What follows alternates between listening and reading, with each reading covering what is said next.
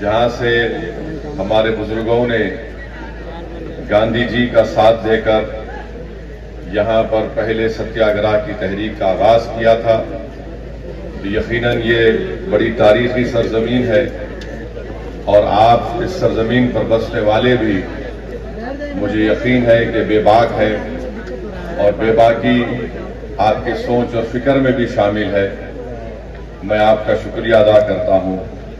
मेरे अजीज दोस्तों और बुजुर्गों, हम ऐसे वक्त पर यहाँ पर जमा हुए हैं जब हमारे पूरे वतन अजीज में एक गम है और तकलीफ है, और वो गम ये तकलीफ ये है कि हमने अपनी आंखों से देखा कि किस तरीके से हमारे पड़ोसी मुल्क पाकिस्तान से आतंकवादी घुसकर आते हैं और पहलगाम में हमारे वतन अजीज के बेकसूर 26 लोगों की जान को ले लेते हैं। मेरे अजीज दोस्तों और बुजुर्गों, ये ऐसा वाकया है कि हम तमाम को इस वाक़े की मजम्मत भी करनी चाहिए, कंडेम भी करना चाहिए, और हमको अपने सियासी इख्तलाफात से उठकर, क्योंकि ये मसला कोई सियासी पार्टी का नहीं है, राजनीति का मसला नहीं है, ये मसला हमारे देश के नागरिकों का है जिनको पाकिस्तान से आए हुए आतंकवादियों ने बेदर्दी के साथ उनका कत्ल किया। आप खुद सोचिए थोड़ी देर के लिए, अपने दिलो दिमाग पर जोर डालकर, कि आपकी एक बेटी है, आपकी एक बहन है जिसकी 6 दिन पहले शादी हुई थी, और 6 दिन के बाद वो और उसका शौहर शादी की पहली खुशी मनाने के लिए, उसके हाथों से मेहंदी भी नहीं उतरी होगी, वो जाती है और उसकी आंखों के सामने उसके पति को, जिसके 6 दिन पहले उसकी शादी हुई थी, उसके सर पर गोली मारकर उसकी जान ले ली जाती है, क्योंकि वो हिंदू था, वो कलमा नहीं बोल सका। आप अपने दिलो दिमाग पर जोर डालकर सोचिए कि हमारी एक बेटी है जिसकी 2 महीने पहले शादी हुई, और वो 2 महीने की शादी के बाद जब पहलगाम में बेसरन मीडोज को जाती है, तो वहां पर भी उसके आंखों के सामने उसकी पति को उसके सर पर गोली मार दी जाती है। और वो बेवा हमारी बेटी ये कहती है कि जब मेरे पति को गोली मारी गई तो मैं उसके चेहरे को भी नहीं देख सकी बराबर। तो मेरे अजीज दोस्तों और बुजुर्गों, हम तमाम को इस दहशतगर्दी आतंकवादी की मजम्मत करना है, और याद रखिए कि 19वीं सदी के आगाज पर 2 मुल्क मजहब के नाम पर बनाए गए थे, और आज मैं जिम्मेदारी के साथ कह रहा हूं कि 75-80 साल के बाद ये दोनों मुल्क नाकाम स्टेट हैं, फेल्ड स्टेट हैं। एक का नाम पाकिस्तान है, दूसरे का नाम इजराइल है। ये दोनों भी मजहब की बुनियाद पर बनाए गए थे।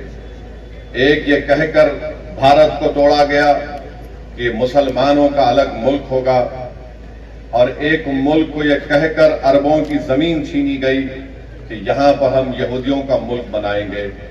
उन्होंने यहूदियों का मुल्क नहीं बनाया, बल्कि ज़ायनिज्म और ज़ायनिज्म की आइडियोलॉजी को आगे बढ़ाने के लिए मुल्क बनाया। ये दोनों ममालिक एक फेल स्टेट है जहां पर उन्हीं के मुल्क में लोगों पर जुल्म किया जाता है। तो हम उम्मीद करते हैं कि हमारी सरकार, इस देश के प्रधानमंत्री, ये जो आतंकवादी हमला हुआ है, बुज़दिलाना हमला हुआ है, वो उस पर मौसर कार्रवाई करेंगे, मरने वालों को वो इंसाफ दिलाएंगे, और हम उम्मीद करते हैं कि हमेशा के लिए पाकिस्तान से जो आतंकवादी हमारे देश में आकर मासूम लोगों की जानें लेते हैं, चाहे वो हमारी बेटियां हों या फिर वर्दी पहनने वाले हमारे नौजवान बेटे हों, इन आतंकवादी हमले को खत्म करने के लिए हम उम्मीद करते हैं कि देश के प्रधानमंत्री पाकिस्तान से आए हुए आतंकवादी और पाकिस्तान जैसे एक फेल्ड स्टेट के खिलाफ वो एक मौसर कार्रवाई करेंगे, ऐसा इकदाम करेंगे कि दोबारा पाकिस्तान 100 मरतबा सोचेगा कि भारत की सरजमीन में आकर किसी को मारने के बारे में। मेरे अजीज दोस्तों और बुजुर्गों, मैं आपको यही बताना चाहता हूं कि पाकिस्तान ये पूछ रहा है कि भारत के पास अगर कोई प्रूफ है तो दो। अरे बेशर्मो, क्या हमने तुमको पठानकोट में बुलाकर नहीं दिखाया था कि पठानकोट हमारा एयरफोर्स का बेस में तुम्हारे आतंकवादी आकर वहां पर कोहराम मचा कर गए? तुम्हारी लोग पाकिस्तान से आकर देखे, उसके बावजूद भी तुमने उन आतंकवादियों के खिलाफ कोई एक्शन नहीं लिया। 26/11 का वाकया हुआ, मैं जानता हूं आंध्र तेलंगाना में निजामाबाद एक इलाका है, वहां की हमारी एक बेटी जिसकी शादी हो के चंद दिन हुए थे, उसने अपने खानदान वालों के साथ वीटी स्टेशन पर थी। पाकिस्तान से आए हुए आतंकवादियों ने वीटी स्टेशन पर गोलियां मारकर लोगों की हत्या की, तो उसमें निजामाबाद की एक नई दुल्हन भी मारी गई थी। पाकिस्तान कभी भी इकरार नहीं करेगा कि उनके मुल्क से आतंकवादी आकर भारत में लोगों का कत्ल कर रहे हैं। पाकिस्तान को अब समझाने का वक्त खत्म हो चुका है। मैं बड़ी जिम्मेदारी के साथ जज्बात में लाए बगैर कह रहा हूं कि ये वक्त जवाब देने का है, ये वक्त सोचने का नहीं है। वरना याद रखिए, हर 6 महीने, हर 2 महीने के बाद ये आते हैं, या तो हमारी फौज या हमारी सीआरपीएफ के जवानों को या फिर मासूम कश्मीरियों को निशाना बनाते हैं। तो हम उम्मीद करते हैं कि हमारी हुकूमत इनके खिलाफ एक मौसर इकदाम करेगी। जितने भी इकदामात, जितने फैसले भारत सरकार ने लिए हैं, MIM पार्टी उसकी तायीद करती है। जैसे भी हो, पाकिस्तान को अगर कमजोर करने के लिए उनकी मईशत को, उनके इकोनॉमी को कमजोर किया जा सकता है तो बराबर किया जाना चाहिए। और जो भी तरीक़ेकार हुकूमत इस्तेमाल करेगी, हम उम्मीद करते हैं कि आतंकवाद खत्म होगा। ये देश का मसला है, ये कोई सियासी मसला नहीं है, और लोगों को भी इस पर राजनीति करने की कोई जरूरत नहीं है। मैं आपको बताना चाह रहा हूं कि हमारी बेटी जिसका नाम हिमांशी है, उसके पति को गोली मारकर 6 दिन के बाद शादी करके गए थे, उसका कत्ल कर दिया गया इन आतंकवादियों ने। ये हमारी बेटी हिमांशी का एक पैगाम देती है, हमारे देश में बसने वाले जो लोग हिंदू मुस्लिम का जहर फैला रहे हैं, वो कहती है कि मैंने अपने पति को खोया, मगर मैं नहीं चाहती कि मुसलमान और कश्मीरियों के खिलाफ नफरत के मजारे किए जाए। हम उम्मीद करते हैं कि भारत सरकार हमारी इस बेटी जिसने अपने पति को खोया है, उसके इस अल्फाज को याद रखेगी, और देश कभी उन लोगों को माफ नहीं करेगा जो ऐसे वक्त में बजाय हम मुत्तहिद होकर इन आतंकवादियों से और इन आतंकवाद को प्रमोट करने वाले देश से मुकाबला करें, जो हमारे मुल्क में इसका फायदा उठाकर नफरत को फैलाना चाहते हैं। याद रखो, इस वक्त पर हमको नफरत नहीं, हमको अमन को और मोहब्बत को पैदा करना है, ताकि हम देश को मजबूत रख सकें। और जो लोग नफरत और जहर फैला रहे हैं, याद रखो तुम LED और पाकिस्तान के चेहरों पर मुस्कुराहट लेकर आ रहे हो। हम ये चाहते हैं कि इन जालिमों के चेहरों से मुस्कुराहट खत्म हो जाए। हम ये चाहते हैं कि जो लोग हमारे पड़ोस मुल्क में बैठकर हमारे बच्चियों को हम बेवा होते देख रहे हैं, हम ये चाहते हैं कि उनकी आंख में आंसू आए, वो रोएं, अपनी किस्मत पर रोएं।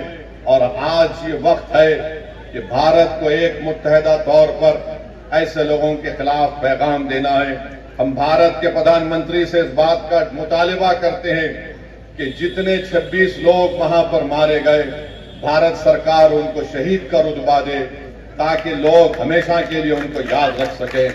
ये मैं ही नहीं कह रहा हूं, बल्कि उन परिवार के लोग इस बात का मुतालिबा कर रहे हैं कि जो लोग मारे गए उनको शहीद का रुतबा दिया जाए। जो मारे गए उनके परिवार के लोग कह रहे हैं कि हम इंतजार कर रहे हैं कि कब हमारे मरने वालों से इंसाफ होगा। हम उम्मीद करते हैं कि भारत सरकार एक ठोस और मजबूत इक़दाम करेगी ताकि आतंकवाद का खात्मा हो सके। दूसरी बात मेरे अजीज दोस्तों और बुजुर्गों, मैंने कहा कि मेरी खुशकिस्मती है कि मैं यहां पर इस तारीखी सरजमीन पर आया हूं और जो लोग बिहार हो या भारत हो, यहां पर जहर उगल रहे हैं समाजों के दरमियान में, समुदाय के दरमियान में, मैं उनको याद दिलाना चाहता हूं कि बतख मियां अंसारी ने जो कुर्बानी दी उसको याद रखो। उनको कहा गया कि गांधी जी के खाने में जहर मिला दिया जाए, तो शख्स ने कहा कि मैं नहीं मिला सकता और जाकर गांधी जी को बता दिया कि आपके खाने में जहर डाल दिया गया है। ये और बात है कि कितनी सरकारें बनी भारत में, मगर किसी ने भी बतख मियां को वो इज्जत नहीं दी जो उनको मिलनी चाहिए थी। खैर, बतख मियां को इज्जत नहीं मिली, हम उनको हमेशा याद रखेंगे, अपनी औलादों को सिखाएंगे कि देखो ये वो शख्स था, अगर वो जहर दे देता तो गांधी जी की हत्या हो जाती, मगर उस शख्स ने अपनी जान की परवाह नहीं की। हम हमेशा ऐसे मुजाहिदीन को याद रखते हैं और हम हमेशा इस बात को आपसे कहेंगे कि एक तरफ बतख मियां अंसारी है तो दूसरी तरफ गोडसे है। इस देश को फैसला करना पड़ेगा कि क्या वो गोडसे के जहर को अपनाएंगे या फिर बतख मियां के इस्तियाफ को इस्तेमाल करेंगे। जिसने जहर डालने के लिए कहा गया था, उसने कहा मैं गांधी को जहर नहीं दे सकता, मैं भारत से गद्दारी नहीं कर सकता।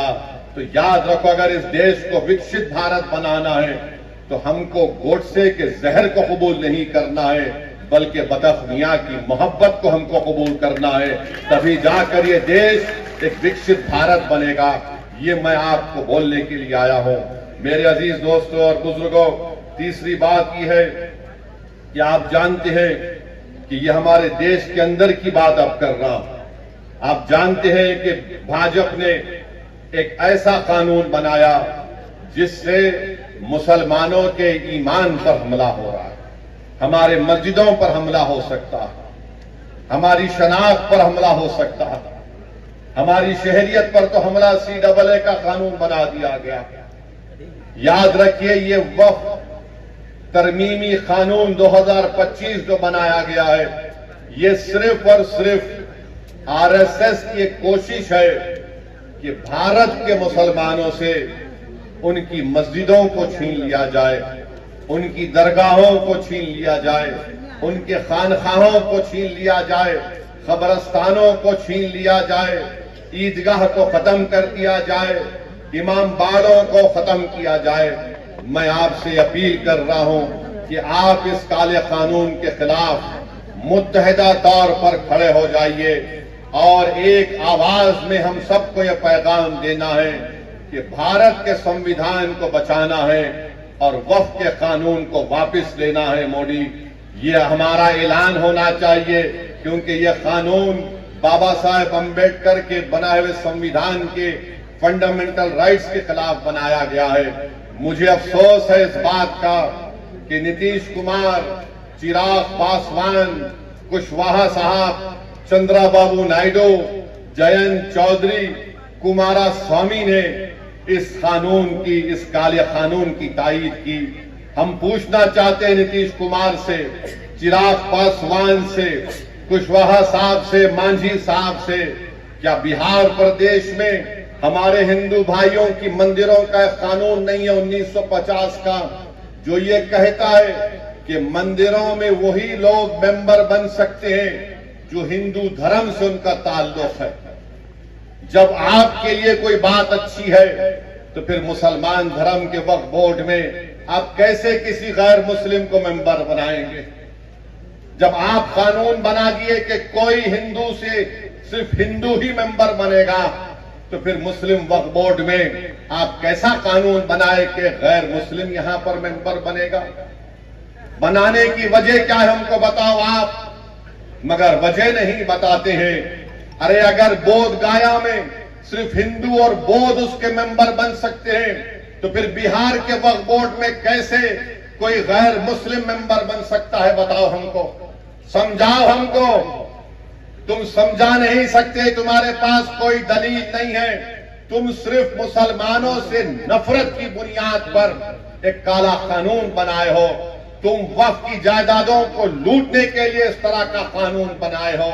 और भाजपा के लोग अपना एक पैम्फलेट निकाले हैं, एक 4 पेज का और एक 15 पेज का है। मैंने उसको पढ़ा। उसमें लिखते हैं कि मुसलमानों में 30% लोग गरीब हैं। और भारत के प्रधानमंत्री अपने भाषण में कहते हैं कि अब्दुल कब तक पंचर बनाएगा। सुनो प्रधानमंत्री, 11 साल से आप प्रधानमंत्री हैं। कितने मॉब लिंचिंग के वाकयात हुए, कितने अखलाक और कितने पीलू खान को मारा गया, कितने दंगे हुए। एक बिहार का गरीब आदमी पूना को जाकर एक पंचर की दुकान लगाता है। तो इंडिया पाकिस्तान का क्रिकेट मैच हुआ, किसी ने इल्जाम लगा दिया उस बिहार के निवासी के ऊपर जो महाराष्ट्र बिहार छोड़कर महाराष्ट्र गया कि इसके बेटे ने जिंदाबाद का नारा पड़ोसी मुल्क के ऊपर लगाया।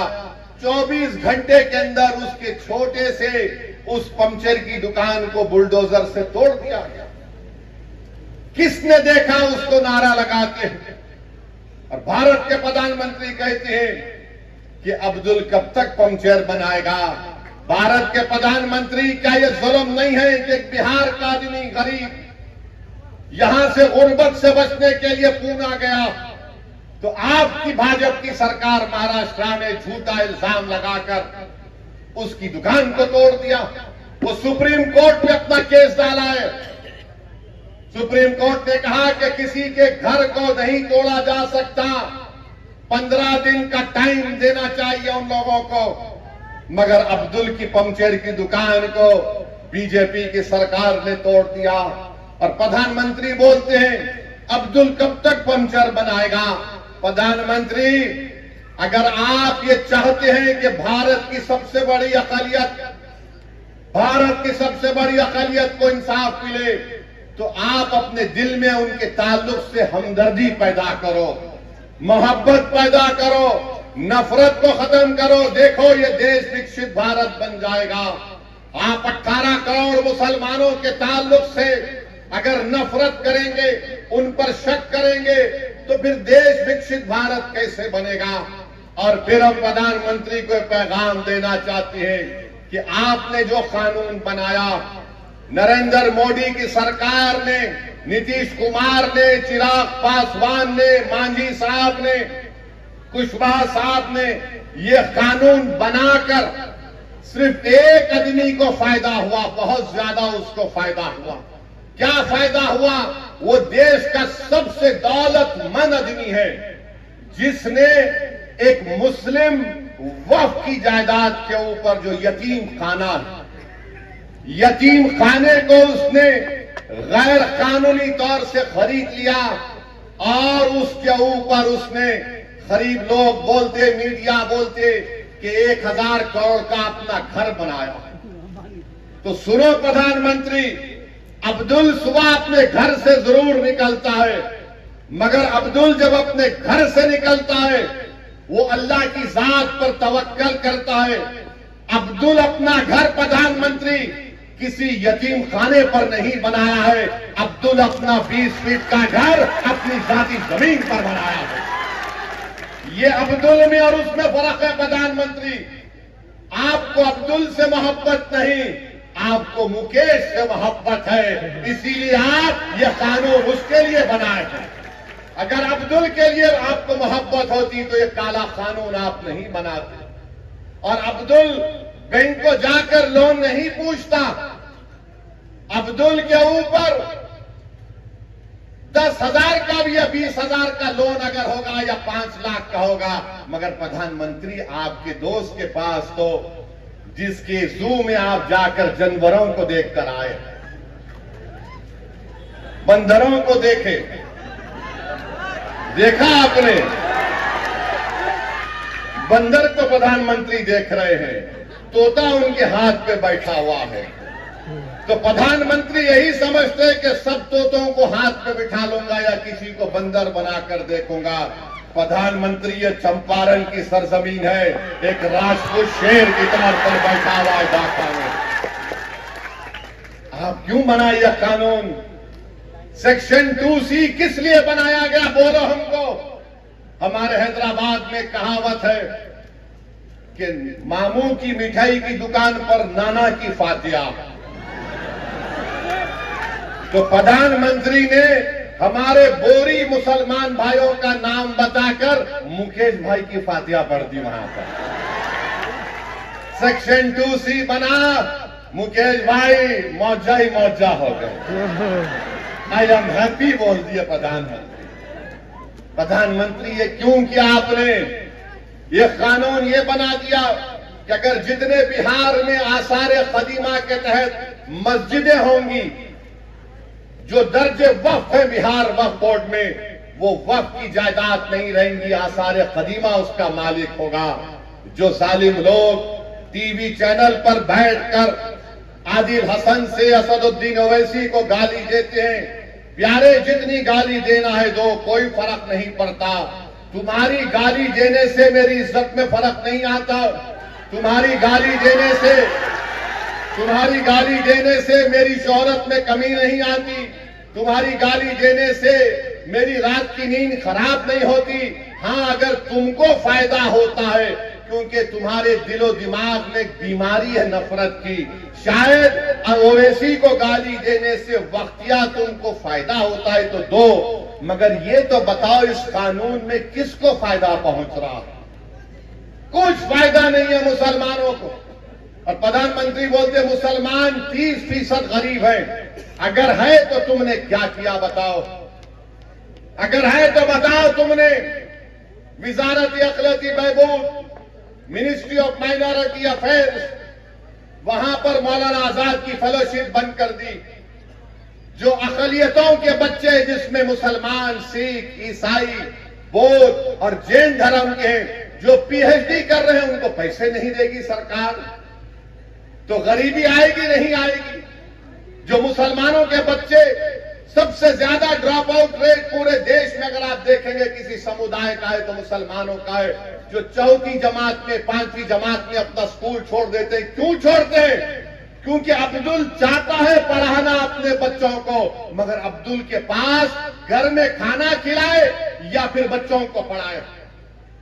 तुमने प्री मैट्रिक स्कॉलरशिप को 9वीं क्लास से कर दिया, जबकि हम पुकार रहे हैं कि अरे चौथी, 5वीं, 6ठी जमात में करो। तो नरेंद्र मोदी ने कहा नहीं नहीं, अब्दुल नहीं पढ़ सकता चौथी, 5वीं, 6ठी जमात, वो 9वीं जमात में आया तो स्कॉलरशिप मिलेगा। अरे अगर जो चौथी, 5वीं, 6ठी, 7वीं पढ़ेगा तो 9वीं को पहुंचेगा ना। प्री में पोस्ट मैट्रिक स्कॉलरशिप हम पुकार कर कह रहे कि बढ़ाओ, नंबर बढ़ाओ, नंबर बढ़ाओ, मगर बीजेपी बोलती हम 1 लाख को दे रहे। अरे जालिमो, तुम झूठ बोल रहे हो। तुम नंबर नहीं बढ़ाने की वजह से हर साल डिग्री में हमारे कम से कम 5 लाख बच्चे स्कॉलरशिप से महरूम हो जाते हैं। और बढ़ाने के लिए सिर्फ 1000 करोड़ की जरूरत है, 1500 करोड़, मगर मोदी ने बोलेंगे अब्दुल पंक्चर बनाता है। मोदी जी, दलील देकर कह रहा हूं, झूठ नहीं बोल रहा हूं। आप मेरे दलील का जवाब नहीं दे पाओगे।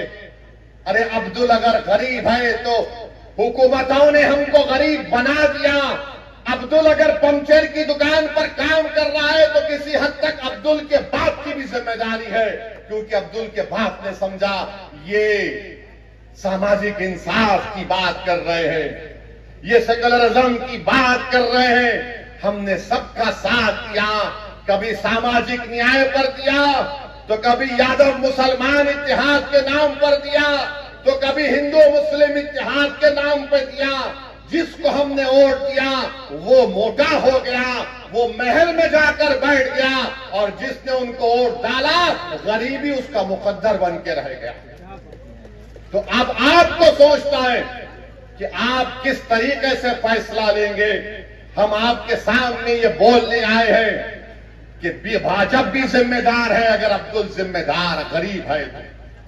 और बीजेपी अपने पैम्फलेट में कहती है कि 70% वक्फ की जायदाद पर कब्जा हो गया, तो तुम कब्जा कैसे निकालोगे?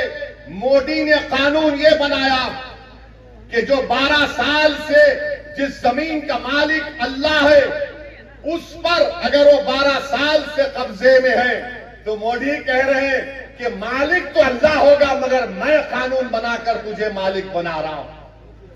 वो 70% अगर जायदादों पर वक्फ की जमीन पर कब्जा हुआ है तो सब लैंड ग्रैबर काबिजीन उसके मालिक बना दिया आपने। बताओ फिर क्या होगा? ये कानून शियाओं को नुकसान पहुंचाता है, सुन्नियों को पहुंचाता है, बोरियों को पहुंचाता है। यह कानून देवबंदियों को नुकसान पहुंचाता है, बरेलवियों को नुकसान पहुंचाता है, अहले हदीस को नुकसान पहुंचाता है। यह कानून मुसलमानों को नुकसान पहुंचाता है। इसलिए हम आपसे अपील कर रहे हैं कि all India Muslim personal law board ने जो एहतजाजी प्रोग्राम बनाया है, आप उसका साथ दें। आपने बत्ती गुल की थी, 15 मिनट के लाइट गुल कर दिया आपने, किया था ना आपने। अब जब विधानसभा के चुनाव आएंगे, जब विधानसभा के चुनाव आएंगे, 20 साल आपने नीतीश को वोट दिया, 15 साल आपने लालू को वोट दिया। क्या हासिल हुआ आपको बताओ?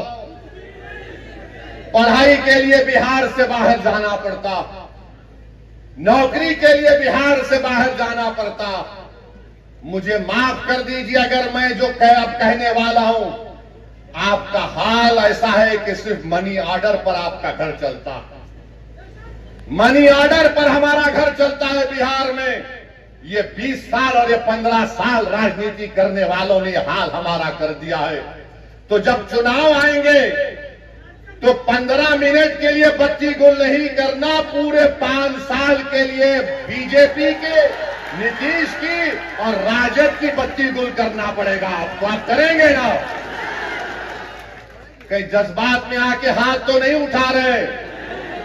अगर आप वादा कर रहे हैं बत्ती गुल करेंगे लोगों की, तो मैं ढाका की जनता को खुशखबरी दे रहा हूं कि हमने हमारे भाई राणा रंजीत को यहां से अपना उम्मीदवार बनाने का ऐलान कर रहा है। तो आज आपकी जिम्मेदारी है मेरे भाई कि आप राणा रंजीत को यहां से अपना नया विधायक बनाएंगे इंशाअल्लाह ताला। बहादुरगंज से तौसीफ आलम को इंशाअल्लाह बनाएंगे और अख्तरुल ईमान को कामयाब करेंगे अपनी विधानसभा से। अब याद रखिए कि एक अख्तरुल ईमान विधानसभा में जाते हैं, हाँ बैठो बैठो, एक अख्तरुल ईमान विधानसभा को जाते हैं, अख्तरुल ईमान को 2 मिनट का टाइम स्पीकर देता है और 2 मिनट में अख्तरुल ईमान सबको परेशान कर देते हैं।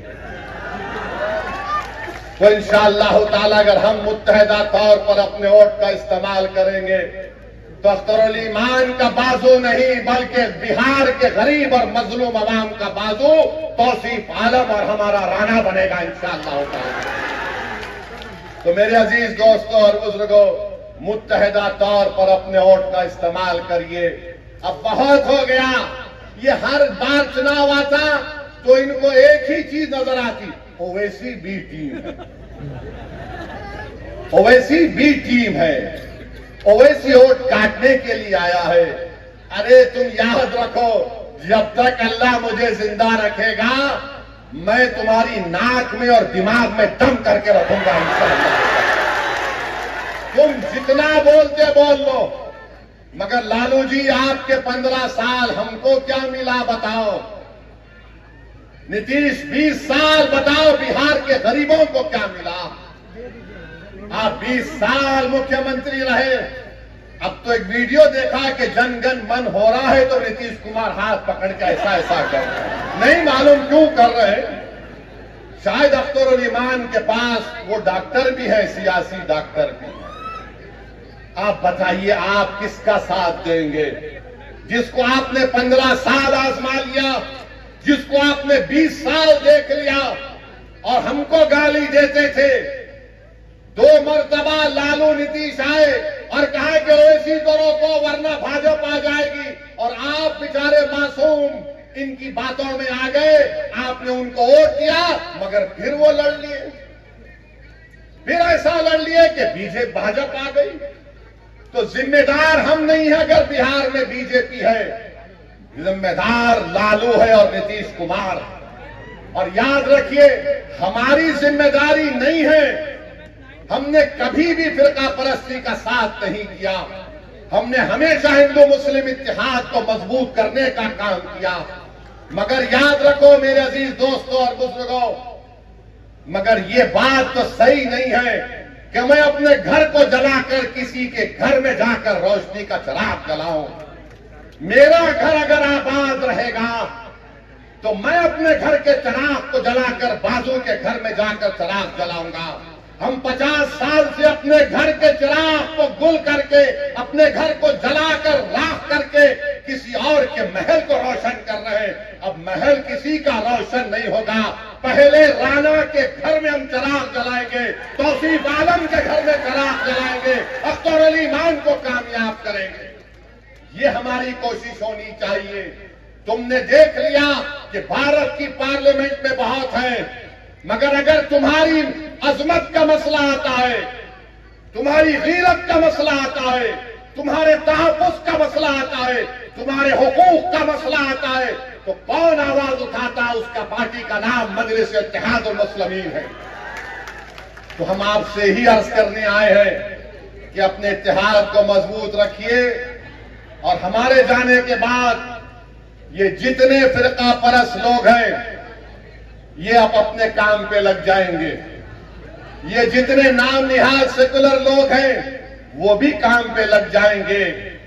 दोनों तरफ शैतान है। शैतानों की मीटिंग होगी और बोलेंगे अब क्या करें, इसने तो राणा को हमारे सर पे लाके बिठा दिया। एक अख्तर परेशान कर रहा था तो तौसीफ भी आ गया। तो मेरे अजीज दोस्तों और बुजुर्गों, इनके झूठे प्रोपेगेंडे को आपको मुस्तरद करना, एक मर्तबा मुत्तहदा तौर पर अपने वोट का इस्तेमाल करिए। सीमांचल की गयूर जनता ने 5 विधायक को कामयाब किया, तो यही लालू परिवार ने कहा कि नहीं, ये कैसे हो गया कि हम 50 साल से इनको अफीम चटा रहे, हम 50 साल से इनके दिलों में डर बिठा रहे हैं। ये कौन सा काम हो गया कि ये डर और अफीम को छोड़कर अपने वोटों से, अपनी ताकत से अपने 5 विधायक को कामयाब कर लिए। तो एक मंसूबा बनाया गया और 4 को खींच लिया गया। वो बेजमीर थे, उन्होंने अपना जमीर बेच दिया। जो जिंदा था उसका नाम अख्तर अली मान है।